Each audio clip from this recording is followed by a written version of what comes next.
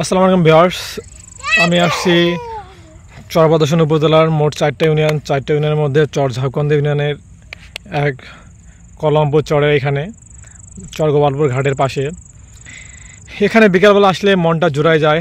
এখানকার পরিবেশ আত্মার সঙ্গে মিশে গেছে। যারা চরে কোনোদিন আসেনি তারা কখনো এই পরিবেশ বুঝতে পারবে না।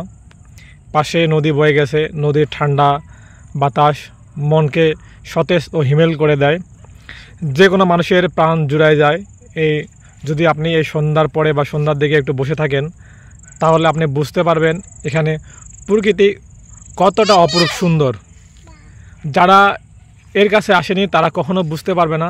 আপনারা দেখেন এই সন্ধ্যার দিকে এই নদী, চারদিকে নদী শান্ত নদী, বয়ে যাওয়া বাতাস মন জুড়ায় যায়।